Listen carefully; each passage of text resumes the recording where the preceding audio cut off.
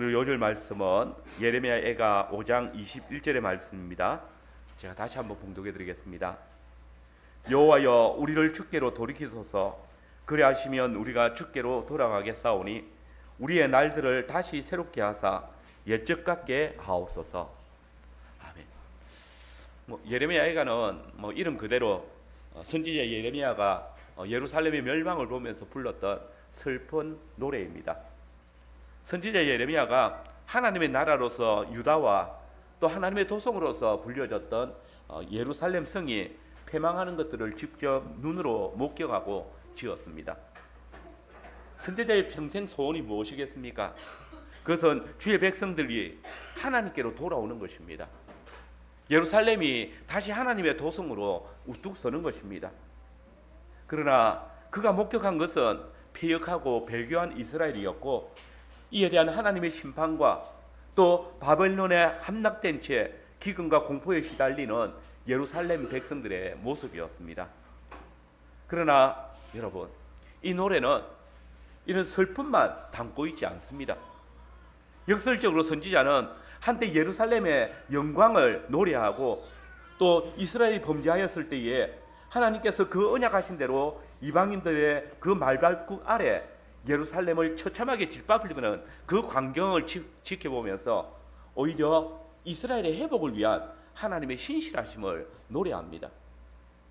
우상 숭배와 불신앙으로 인해서 예루살렘 성전이 파괴되어졌을 때에 그 뼈아픈 광경을 목도하면서도 하나님께서 이것을 이미 언약하셨기에, 이 언약이 신실하신 하나님의 징계이기 때문에 슬픔 속에서 절망하지 않고 희망을 노래할 수 있었습니다.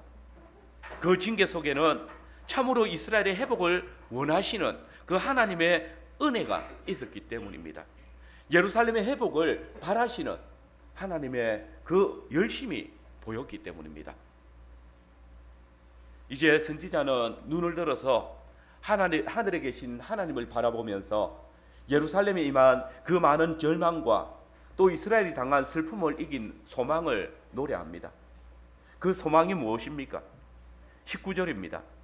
여호와여 주는 영원히 계시오며 주의 보좌는 대대히 일어나이다. 그리고 다시 이스라엘의 옛적을 회고합니다. 여호와여 우리를 주께로 돌이키소서. 그리하시면 우리가 주께로 돌아가겠사오니 우리의 날들을 다시 새롭게 하사 옛적 같게 하옵소서.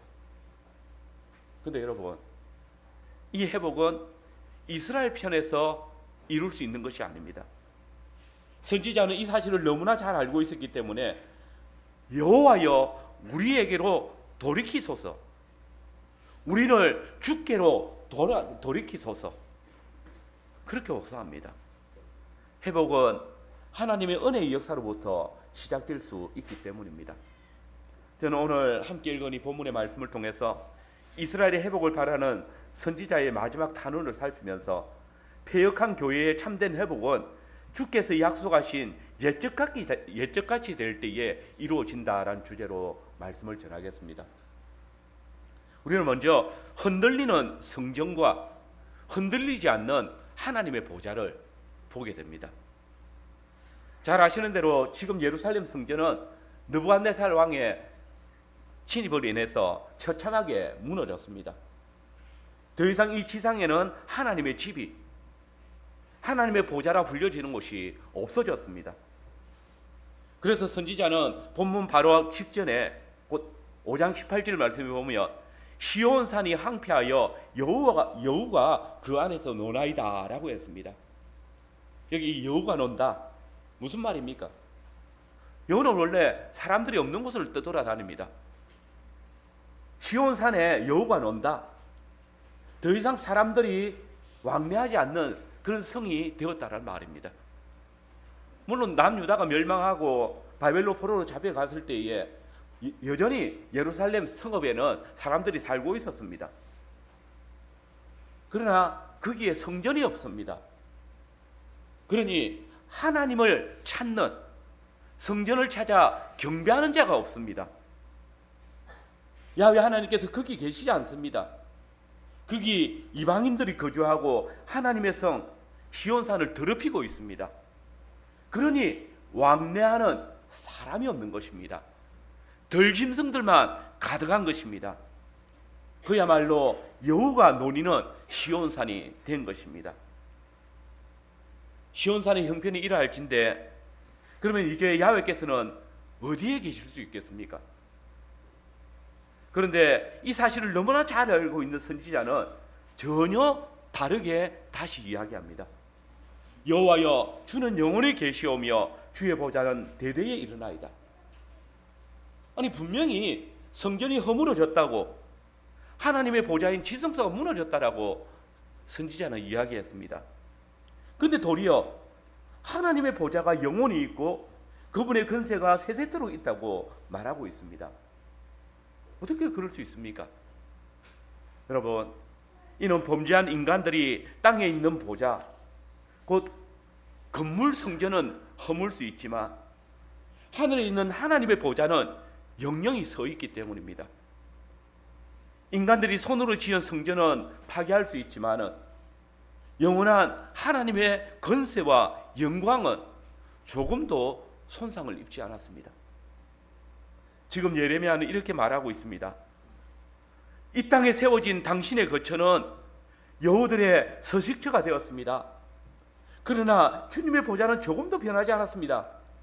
온갖 종류의 소요와 난리들이 우리와 이방 나라들을 흔들어 놓지만은 하나님의 권세는 영원하십니다. 하나님의 다스리심은 그대로 있습니다. 주께서 우리에게 주신 모든 것들을 우리가 우리의 죄로 다 상실했지만 주님의 언약은 영원하며 변함이 없어집니다. 그러기에 이 시간 우리가 성전의 무너짐을 보고 예루살렘이 황폐한 것을 보면서도 우리 하나님 여호와께 부르짖습니다라고 노래하는 것입니다. 야훼 하나님께서 우리와 함께 하시며 영원히 그 보좌는 변함이 없을 것을 노래하고 있는 것입니다. 여러분, 우리가 믿는 우리 하나님은 어제나 오늘이나 영원토록 동일하시며 그 지혜와 거룩하심과 의로우심과 선하심이 변함이 없으신 분이십니다. 그래서 야고보 기자는 하나님은 변함이 없으시고 회전하는 그림자도 없으시다라고 했습니다. 여러분, 이 회전하는 그림자도 없다, 얼마나 재미있는 표현입니까? 얼마나 놀라운 표현입니까? 이 말씀이 우리에게 정말 좋은 평안을 주고 있습니다. 모든 만물이 이 태양빛의 영향을 받습니다. 그래서 시간의 흐름을 따라서 어제와 오늘이 다르고 심지어 1초 전의 그림자와 지금 그림자가 다릅니다. 우리는 변함이 없는 것처럼 보이지만 이미 달라졌습니다. 그런데 태양빛이 도무지 밝히지 못하는 것이 있습니다. 바로 주님의 보좌입니다. 거기에는 주님의 영광이 가득하기 때문에 요한계시록 21장을 보면 해와 달이 필요 없다라고 했습니다. 시간조차도 우리 하나님의 신실하심을 바꾸지 못하는 것입니다. 그러므로 선지자는 그분의 통치에 대해서 주의 보좌는 대대에 일어나이다 라고 고백하는 것입니다. 야훼 하나님의 영광의 보좌, 은혜의 보좌, 그 통치하는 보좌는 변하지 않습니다. 여러분 보십시오. 우리를 지켜주겠다고 다짐하면서 법대로 나라를 통치하겠다고 하면서도 온갖 건세와 허세를 부리던 방백들, 임금들, 대통령들, 위정자들, 그 보좌는 깨어지고 무너지고 흙으로 떨어지고 그 속에 묻힙니다. 그러나 우리 하나님의 언약은 변함이 없으며 하나님의 보좌는 오늘도 만국을 통치하고 당신의 교회를 다스리십니다. 여러분, 영원토록 변함없으신 하나님께서 우리의 하나님이시라는 이 사실, 우리에게 큰 위로가 되어줘야 합니다. 그분을 의지하며 그분의 인도를 따르는 것이 나의 요동함이나 세상의 변화와 아무런 상관이 없다는 사실이 우리에게 큰 기쁨이 되어줘야 합니다. 그분은 언제나 그곳에 계시고 그분은 어제와 오늘이 동일하신 분이십니다. 그분은 변함없이 우리를 맞아주시는 분이십니다. 여러분 생각해 보십시오. 참 변덕이 심한 우리도 오랫동안 좋아하던 사람이나 일들이 또 품고 있던 자녀나 소중히 여기던 것들이 사라지면 그걸 그대로 잊어버리지 못하지 않습니까? 시시로 그리워하고 또 만나기를 원하지 않습니까?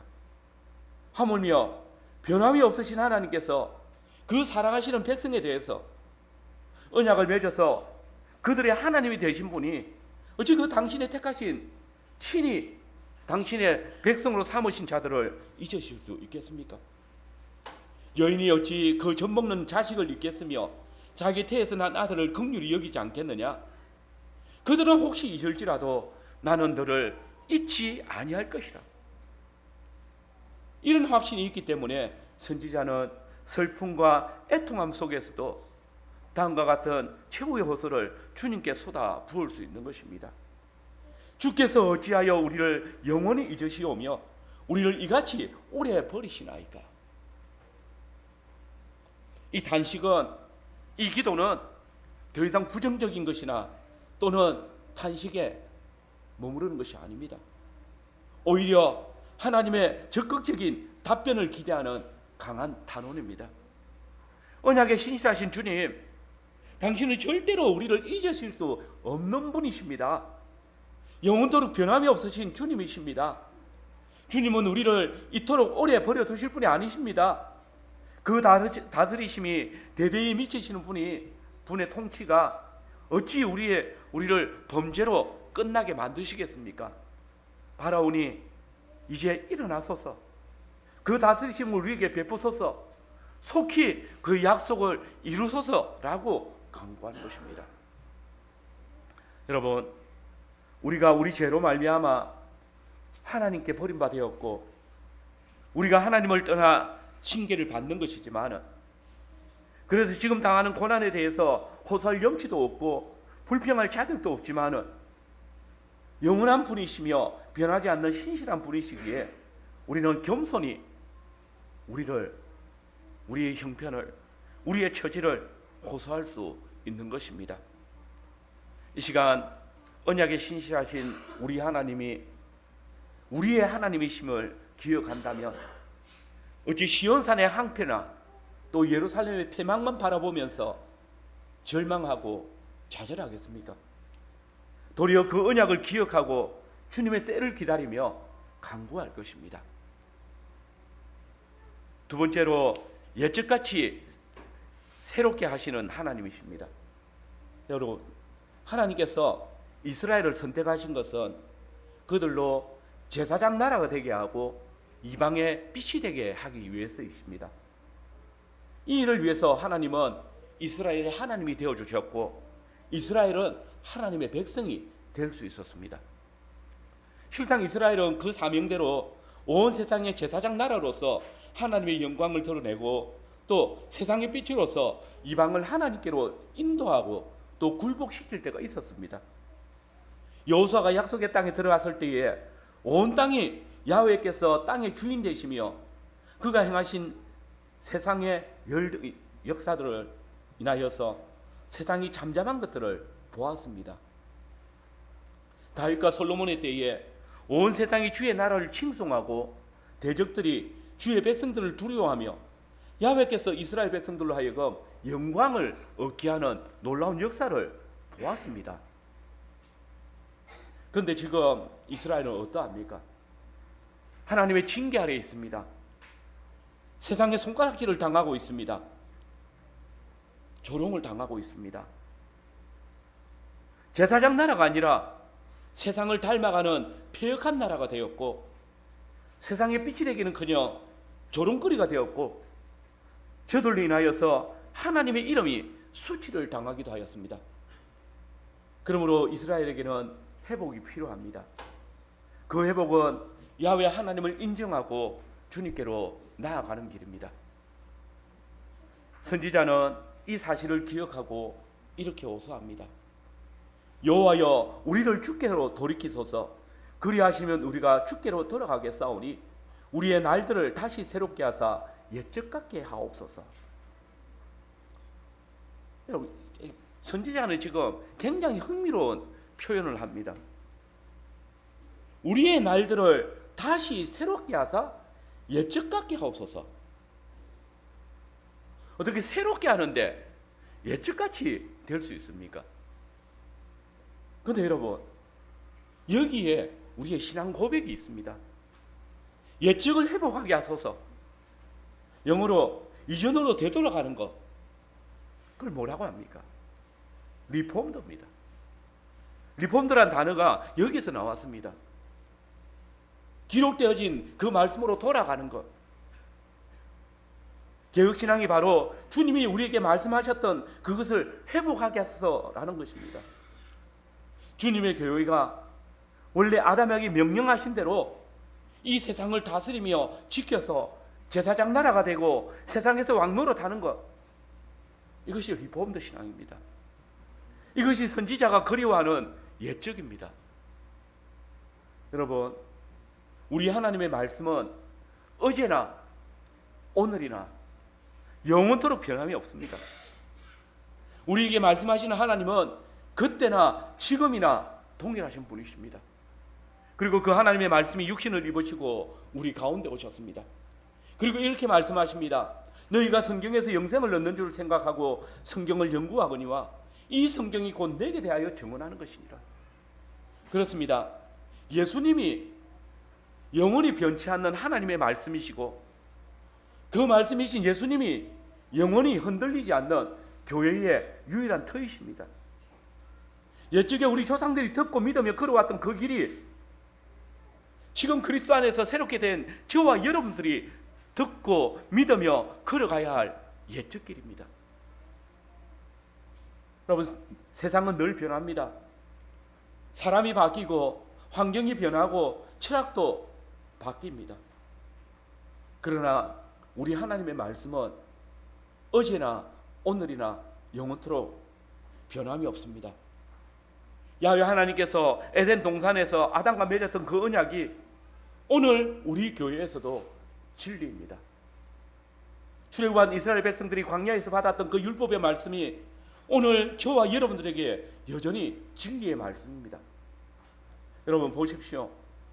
옛적에 선포된 주님의 말씀이 우리를 창조주 하나님께로, 우리에게 생명 주시는 주님의 교회로, 영광 가운데 다시 오실 우리 주님의 영광스러운 보좌 앞으로 인도합니다.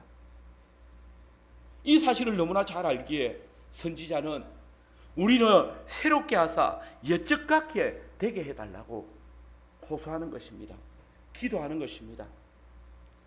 그 옛적 길이 옛적뿐만 아니라 오늘도 진리이고 영원토록 진리이기 때문입니다. 그런데 여기 중요한 한 가지 요소가 있습니다. 이 새롭게 되는 일은 사람의 힘으로 될 수 없다는 것입니다. 선지자는 야훼여, 당신이 우리를 주께로 돌이키시고 당신이 우리의 날들을 새롭게 하사 옛적 같게 하옵소서라고 간구합니다. 실상 지금 하나님과 유다 백성 사이의 간격은 전적으로 유다 백성들에게 그 책임이 있습니다. 그 백성들이 하나님을 떠났습니다. 그들이 하나님의 은혜를 배신했습니다. 그러므로 이제 이 사람 편에서 하나님께 가까이 나아갈 방도가 없습니다. 이 사실을 너무나 잘 아는 선지자는 간구합니다. 야훼께서 우리를 돌이켜 달라고, 야훼께서 우리를 새롭게 하사 옛적 같게 해달라고 간구합니다. 그렇습니다. 주님이 우리에게 돌이킬 수 있는 기회를 주실 때가 중요합니다. 그때 돌아가는 것이 중요합니다. 주께로 돌이키는 것, 이것을 우리는 회개라고 합니다. 회개는 지식과 감정과 의지가 포함된 전인격적인 삶의 변화를 말합니다. 자신이 죄악을 행한 죄인이라는 것을 바르게 아는 것이고, 그 죄인됨과 그 죄로 인한 심판을 두려워하는 것이고 슬퍼하는 것이고, 그리고 그 죄에서 돌이켜서 하나님께로 돌아가는 것, 이 지정의가 다 있어야 하는 것입니다. 문제는 스스로 돌이킬 수 있는 힘이 없다는 것입니다. 누가 자기 힘으로 하나님께 돌아갈 수 있겠습니까? 회개하는 자는 물론 자신이지만 온전히 회개하도록 힘을 주시는 분은 하나님이십니다. 죄를 깨닫게 하시는 분은 주의 성령님이십니다. 우리 주 예수 그리스도께서 오직 우리로 죄에서 돌이켜 하나님께로 나아갈 수 있도록 역사하십니다. 야훼여, 삼위 하나님, 당신이 우리를 주께로 돌이키소서. 그리하시면 우리가 주께로 돌아가겠습니다. 그렇습니다. 우리가 회개할 수 있는 것, 전적인 하나님의 은혜의 역사입니다. 오직 하나님의 은혜의 역사 속에서 인간은 하나님께로 돌아갈 힘을 얻고 또 돌아갈 수 있습니다. 그래서 새롭게 되고 옛적에 하나님과 동행하면서 살았던 때를 돌아가기를 간절히 간구합니다. 주님과 함께 빛 가운데 살아가기를 소망하는 것입니다. 과거에 받았던 하나님의 은혜와 축복 속에 살기를 고대합니다. 물론 이 간구에는 국가적인 회복, 종교적인 회복, 정치적인, 경제적인, 사회적인 그런 회복도 포함되어 있습니다. 중요한 것은 하나님의 백성들이 하나님을 섬기며 살고 싶은 소망을 담는 말입니다. 여러분, 사람은 언약을 파괴하지만 하나님은 당신이 맺은 언약을 결코 파괴하는 일이 없어집니다. 진노하시지만 그의 백성들을 버리시기 위한 진노가 아니라 그들을 붙잡아 두시기 위한 진노입니다. 언약에 신실하신 분이십니다. 그러므로 예레미야는 이미 바벨론에서 70년이 차면 그가 우리를 권하고 선한 일을 시행할 것이라고 예견했던 것입니다. 심판은 하나님의 징계입니다. 그러나 그의 택하신 백성을 망하게 내버려 두시지는 않으십니다. 언약의 성취를 위해서 영원한 언약을 홀로 지키시기 위해서 일하십니다. 그리고 과연 다윗의 계통을 통해서 우리 주 예수 그리스도를 이 땅에 보내시고 창세전에 택정하신 자들을 구원하여 주셨습니다. 여러분, 그 하나님의 놀라운 역사가 무엇입니까? 그 놀라운 표가 무엇입니까? 오늘 우리가 주님의 보좌 앞으로 나온 것이고 우리가 하나님을 예배하는 것이 하나님께서 그 언약을 이루신 신실한 표입니다. 우리는 신실하지 않지만 하나님의 말씀은 신실합니다. 그 언약에 신실하셨던 하나님은 지금도 신실하십니다. 기어코 그 택하신 자들에게 복 주시는 분이십니다. 여러분, 하나님의 말씀으로 우리의 생활을 돌이키는 것은 지혜입니다. 주님의 말씀을 쫓는 것, 참으로 어리석어 보이는 옛길입니다. 그러나 거기에 생명의 약속이 있습니다. 거기에 주께서 약속하신 복이 있습니다. 여러분, 우리 앞에는 매 순간 주의 약속이 있습니다. 옛길이 있습니다. 우리로 옛적하게 하시기 위하여서 하나님의 약속은 날마다 우리를 찾아옵니다. 그러나 그 반대편에 보면 새로운 문화와 번영을 누릴 수 있도록 해주겠다는 새로운 길도 펼쳐져 있습니다. 이 시간 우리 교회가 여러분들이 갈 길은 무엇입니까? 이때 주의 말씀을 사모하는 여러분들이 강구해야 될 것은 무엇입니까? 언약에 신실하신 하나님께서 우리에게 이미 알게 하신 옛적 일, 곧 주의 말씀을 쫓아 살아간 그 믿음의 선진들의 길을 우리가 함께 걸어갈 수 있기를 바랍니다. 이제 마지막으로 절망 가운데 피어나는 하나님의 약속입니다. 사실 예레미야 애가의 마지막 절은 이렇게 끝이 납니다. 우리 같이 한번 읽어보겠습니다. 같이 읽겠습니다.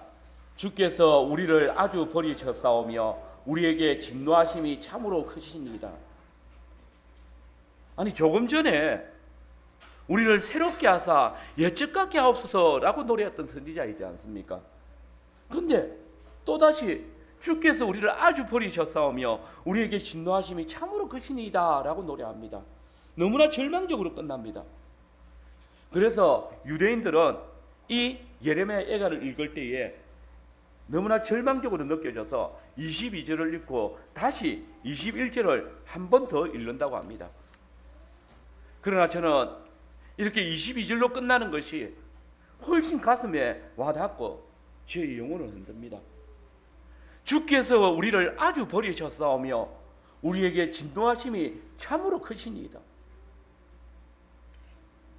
여러분, 여기 예레미야는 하나님께서 자기 백성들을 아주 버리셨다라고 이야기합니다. 근데 예레미야가 정말 이 사실을 믿을까요? 그럴 리가 없습니다. 왜냐하면 예레미야는 주 하나님이 언약을 맺으실 뿐만 아니라 언약을 또한 지키시는 하나님이심을, 언약이 신실하신 분이심을 알기 때문입니다. 여러분, 누가 이 이스라엘이 그 범한 죄와 패역함 때문에 바벨론 포로 생활을 하게 될 것이라고 예언을 했었습니까? 바로 예레미야입니다. 그리고 그가 다시 바벨론에서 70년이 차면 내가 너희를 돌보고 나의 선한 말을 너희에게 성취하여 너희를 이곳으로 돌아오게 하리라 하는 그 주님의 약속을 선포했었습니다. 예. 범죄하고 패역해서 하나님을 멀리 떠난 유다 백성들에게 있어서 바벨론 포로된 삶은 하나님께서 저들을 아주 버리신 듯한 심각한 언약의 징계를, 심판을 느끼게 할 것입니다. 그러나 언약의 신실하신 하나님께서는 그 백성의 부르짖는 소리를 들으시고 400년 전 아브라함에게 언약하신 대로 그 백성들을 애굽 땅 종되었던 집에서 인도하여 내셨습니다. 마찬가지로 그 백성들의 호소를 들으시고 언약하신 대로 70년 되는 해에 이방인 중에 야훼의 기름 부음 받은 종인 고레스 왕을 통해서 그 백성들이 본국으로 돌아오도록 무너진 하나님의 집을 다시 세우도록 역사하셨습니다. 이제 이 마지막 22절을 다시 보십시오. 다시 한번 같이 읽어보겠습니다. 주께서 우리를 아주 버리셨사오며 우리에게 진노하심이 참으로 크십니다. 그렇습니다. 지금 이 예레미야와 유다 백성들은 지금 자신들이 당하고 있는 절망적이고 고통스러운 현실을 다시 한번 마지막으로 야훼 하나님 앞에 절규하면서 짧게는 이 기도를, 길게는 이 애가를 맞추고 있습니다. 그들의 현실 정말로 절망스럽습니다. 하나님께서 정말 아주 버리신 것 같고 그들에게 당한 고초와 아픔은 너무나 심합니다. 이것이 현실입니다. 그리고 이 현실은 계속되어질 것입니다. 여러분, 많은 사람들이 자신이 회개하고 다시 기도 시작하면, 내 편에서 무엇인가 신앙적인 행동을 취하기 시작하면 하나님 편에서 뭔가 좋은 징조들을 다 주셔야 된다고 생각합니다. 변화가 있을 것이라고 기대합니다. 아닙니다. 죄는 자신이 범해놓고 그 오랜 시간, 그 패역함, 그 완악함을 이제 겨우 회개하면서 내가 회개했으니 하나님 편에서 용서해 주십시오, 다시 복 주십시오, 이런 신앙. 지금까지 하나님을 떠나 멀리 갔던 자신의 모습은 생각하지 않고 내 신앙생활 시작했으니, 나 예배 참석했으니, 기도하고 있으니 이제 하나님 편에서 나의 모든 걸 회복시켜 주십시오, 이런 신앙. 분쟁과 다툼이 가득하게 하고서도 그 죄의 악을 깨닫지 못하고 그저 눈에 보이는 문제에 대해서 입술로 그랬으면 미안하네요, 그 말한 것이 자신의 회개라고 부르짖는 신앙. 심각한 죄악에 대해서도 슬픔과 애통함 없이 그저 용서해 주십시오 한마디면 회개한 것이라고 생각하는, 그러면서도 나는 회개했으니 이제 더 이상 이 죄의 문제에 대해서 두려울 것이 없다라고 하나님 앞에 당당하게 요구하는 그런 무지한 신앙. 그 죄에 빠지 다시 웃고 즐기며 살아가는 완악한 모습들. 이런 신앙으로 신앙생활을 다시 시작한다면 그 사람은 아직 주님께 우리의 날들을 다시 새롭게 하사 옛적 같게 하옵소서라고 기도하는 것이 아닙니다. 여전히 주의 말씀으로 돌아올 준비가 되어 있지 않은 여전히 이교적인 신앙 안에 매여 있는 모습입니다. 여러분, 신실하게 신앙생활을 하는 자들도 그 신앙 때문에 고난당하고 핍박당하고 심지어 죽임당하는데, 그럼에도 믿음 안에서 잠시 당하는 고난을 즐거워하고 죽임당함을 당연한 것처럼 여기는 그런 신앙 앞에서 자신의 잠시 그 일시적인 회복에 대한 모든 것들을 기대하고 하나님께서 모든 것을 회복시켜 줘야 된다라고 강구하는 그런 어리석은 신앙은 버리십시오. 이스라엘은, 교회는 바로 이런 신앙 때문에 여전히 고통하고 탄식하고 있습니다. 예레미야는 자신이 잘 알고 있습니다. 그들의 이 고난이 앞으로 오랫동안 지속될 것을. 그럼에도 예레미야는 기도하고 있습니다. 다만 선지자는 20절 21절을 통해서 우리를 이같이 오래 버리지는 마시라고 간청합니다. 여러분, 이것이 신앙입니다. 고난의 세월이 올 때에 사람들은 원망하고 절망하고 그래서 더 패역한 길로 가버리지만은 하나님의 백성들은 이때에 무릎으로 세월을 감당합니다.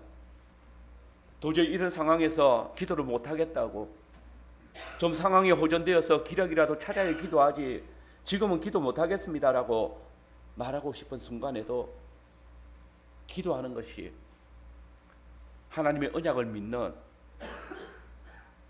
옛적 같게 하옵소서라는 간구를 가진 성도의 자세입니다. 여러분, 기억하십시오. 회개와 기도가 있는 곳에 소망이 있습니다. 하나님은 사람들이 자기를 멀리 떠나 완전히 버릴 때까지 떠나시지 않습니다. 자기 사람을 사랑하시되 끝까지 사랑하십니다. 야훼 하나님은 사람들이 자기를 떠나 있는 그 이상으로 더 오래 누구와 떨어져 있지 않으시고 회개하고 주께로 나아가는 자들을 맞아주시며 처음에 위로를 더하시고 회복할 수 있도록 인도하실 것입니다. 우리는 성경 역사와 교회 역사에서 기도와 부흥 사이에 분명한 연관성이 있음을 확인할 수 있습니다. 마음을 찢고 죄를 슬퍼하는 회개가 포함된 기도는 교회의 회복을, 또 신앙의 회복을 나타냅니다. 야고보 기자의 말을 보면 야고보서 4장 8절에서 10절에 하나님을 가까이 하라, 그리하면 너희를 가까이 하시리라. 죄인들아 손을 깨끗이 하라. 두 마음을 품은 자들아 마음을 순결하게 하라. 슬퍼하며 애통하며 울지어다. 너희 마음을 애통으로 너희 즐거움을 근심으로 바꿀지어다. 주 앞에서 낮추라.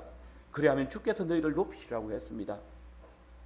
여러분, 잘 보십시오.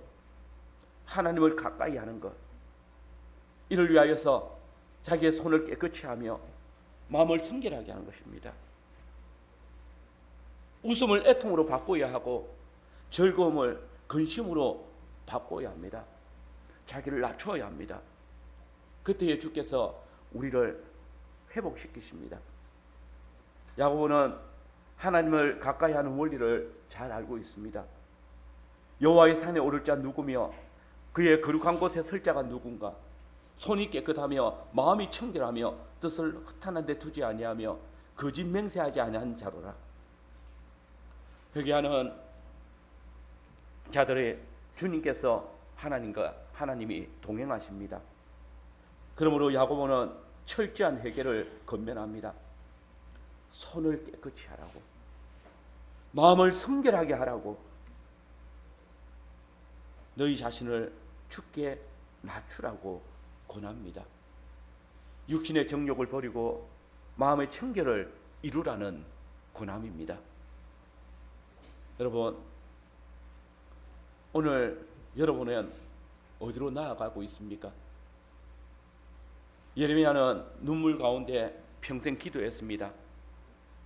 너희가 전심으로 나를 찾고 찾으면 나를 만나리라. 나 여호와가 말하노라. 내가 너희에게 만나지겠고 너희를 포로된 중에서 다시 돌아오게 하되 내가 쫓아 보내었던 열방과 모든 곳에 모아 사로잡혀 떠나게 하던 본 곳으로 돌아오게 하리라. 여호와의 말이니라.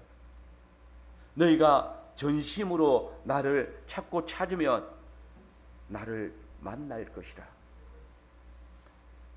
예레미야가 이 말을 했습니다. 그러다가 그는 애굽으로 끌려가서 죽었습니다.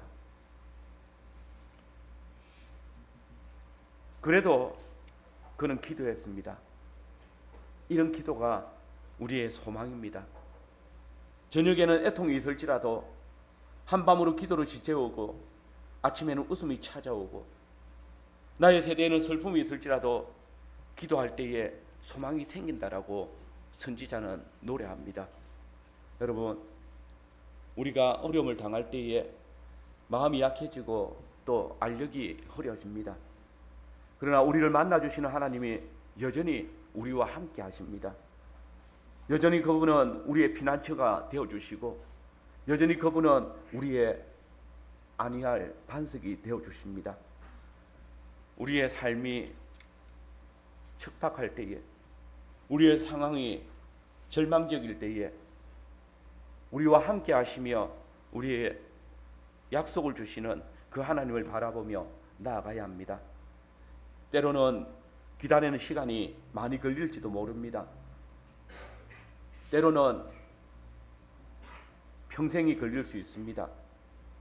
선지자 예레미야는 죽음으로 그 약속을 보았습니다. 우리는 그 기다림의 세월에 원망과 절망에서 살아갈 것이 아니라 도리어 주께서 우리에게 주시는 그 언약의 신실하심을 알고 기도와 소망 가운데 나아가기를 바랍니다. 분명하게 우리가 아는 한 가지, 언약의 신실하신 하나님, 그 하나님을 끝까지 신뢰하며 섬기는 자는 모든 것이 합력하여 선을 이룰 것과 또 그에게 하나님께서 복된 삶을 허락하고 계시다는 것입니다. 우리로 주님을 믿고 기도하고 또 기다리며 순종합시다. 그렇게 산다면 내 삶의 다른 껍데기가 다 벗겨진다 할지라도 주님께서 우리와 함께 하심을 인하여서 우리에게 복되고 또 참된 안녕이 아니겠습니까? 늘 주님의 말씀과 함께 동행하시며 주님께서 우리에게 허락하시는 옛적의 삶을 살아드리는 모든 성도들이 되시기를 바랍니다. 아멘.